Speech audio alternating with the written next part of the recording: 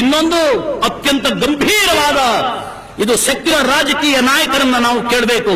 ಅವರ ಕುತ್ತಿಗೆ ಕೈ ಕೊರಳಪಟ್ಟಿಯನ್ನು ಹಿಡಿದು ಕೇಳಬೇಕು. ನಿಮ್ಮ ಮಂತ್ರಿ ಮಾಗಸರನ್ನು ಕೇಳಬೇಕು. ನಿಮ್ಮ ಶಾಸಕರನ್ನು ಕೇಳಬೇಕು.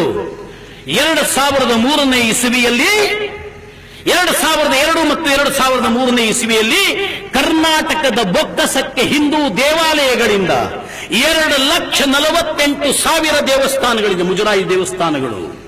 ಕರ್ನಾಟಕದ 2,48,000 ದೇವಸ್ಥಾನದಿಂದ ಸರ್ಕಾರದ ಬೊಕ್ಕಸಕ್ಕೆ ಬಂದ ಹಣ 78 ಕೋಟಿ ರೂಪಾಯಿ. 78 ಕೋಟಿ ರೂಪಾಯಿ. ಈ ಹಣವನ್ನ ಹೇಗೆ ವಿತರಣೆ ಮಾಡಿದೀವಿ ಅಂತ ಹೇಳಿ ಫೈನಾನ್ಸ್ ಡಿಪಾರ್ಟ್ಮೆಂಟ್ನಿಂದ ಮುಖ್ಯಮಂತ್ರಿಗಳಿಗೆ ಒಂದು ಡೀಟೇಲ್ಸ್ ರಿಪೋರ್ಟ್ ಹೋಗ್ತದೆ.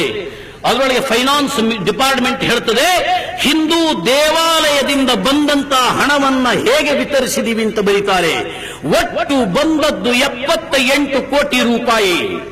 ಅದರಲ್ಲಿ ದೇವಸ್ಥಾನದ ಜೀರ್ಣೋದ್ಧಾರ ಮತ್ತು ದೇವಸ್ಥಾನದ ನಿರ್ವಹಣೆಗಾಗಿ ವೆಚ್ಚ ಮಾಡಿದ್ದು 7,45,00,000 ರೂಪಾಯಿ. 7,45,00,000 ರೂಪಾಯಿ ಹಣವನ್ನು ದೇವಾಲಯದ ನಿರ್ವಹಣೆ ಮತ್ತು ದೇವಾಲಯದ ಜೀರ್ಣೋದ್ಧಾರಕ್ಕಾಗಿ ವಿತರಿಸಿದೀವಿ ಅಂತ ಬರೆದು ಕೆಳಗಡೆ ವಿವರಣೆ ಕೊಡ್ತಾರೆ. ಮದರ್ಸಾ, ಮಸೀದಿ ಮತ್ತು ಹಜ್ ಯಾತ್ರಿಗಳ ಸಬ್ಸಿಡಿಗಾಗಿ 52 ಕೋಟಿ ರೂಪಾಯಿ ಕೊಟ್ಟಿದ್ದೀವಿ ಅಂತ ಹೇಳ್ತಾರೆ. 52 ಕೋಟಿ ರೂಪಾಯಿ ಹಣವನ್ನ ನಾನು ಅತ್ಯಂತ ಜವಾಬ್ದಾರಿಯಿಂದ ಮಾತಾಡ್ತಾ ಇದ್ದೇನೆ. ನಾಲಿಗೆಯ ಮೇಲೆ ಹಿಡಿತವನ್ನು ಇಟ್ಕೊಂಡು ಮಾತಾಡ್ತಾ ಇದ್ದೇನೆ. ಅತ್ಯಂತ ವಿವೇಕಯುಕ್ತವಾಗಿ ಮಾತನಾಡ್ತಾ ಇದ್ದೇನೆ.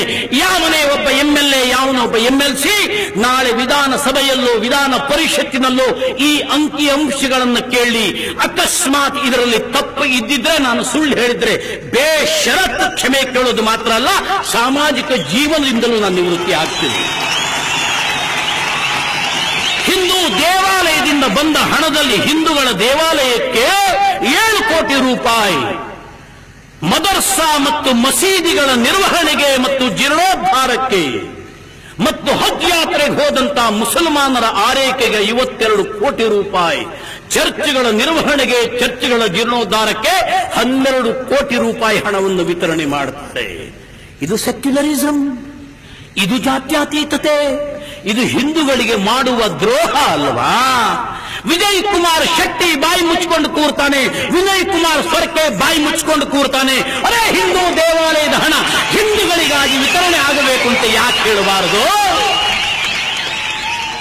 ಮುಸಲ್ಮಾನರ ಮಸೀದಿಯ ಮಿನಾರಗಳು ನಮ್ಮ ದೇವಾಲಯದ ಹಣದಿಂದ ಮೇಲಕ್ಕೆ ಬರಬೇಕಾ?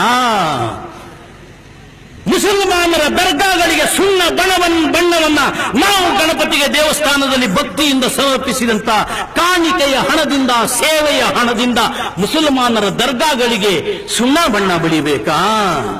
ಚರ್ಚ್ಗಳ ನಿರ್ಮಾಣವನ್ನು ಹಿಂದೂಗಳ ದೇವಾಲಯದ ಹಣದಿಂದ ಮಾಡಬೇಕಾ? ಇದು ಹಿಂದೂಗಳಿಗೆ ಮಾಡುವ ದ್ರೋಹ ಅಲ್ವಾ? ಹಿಂದೂಗಳಿಗೆ ಮಾಡುವ ಅನ್ಯಾಯ ಅಲ್ವಾ? ಹಿಂದೂಗಳ ಭಾವನೆಯ ಜೊತೆಗೆ ಆಡುವ ಚೆಲ್ಲಾಟ ಅಲ್ವಾ? ಯಾವುದರ ಹೆಸರಿನಲ್ಲಿ? ಸೆಕ್ಯುಲರಿಸಮ್ಮಿನ ಹೆಸರಿನಲ್ಲಿ. ಯಾವುದರ ಹೆಸರಿನಲ್ಲಿ? ಜಾತ್ಯತೀತ ನೀತಿಯ ಹೆಸರಿನಲ್ಲಿ.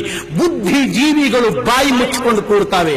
ನಾವು ಕೇಳಬೇಕಾಗ್ತಲ್ಲ, ಈ ಬುದ್ಧಿಜೀವಿಗಳಿಗೂ ಮತ್ತು ದೇಶದ್ರೋಹಿಗಳ ನಡುವೆ ಯಾವ್ದಾದ್ರು ಸಂಬಂಧ ಇರಬೇಕಲ್ಲ?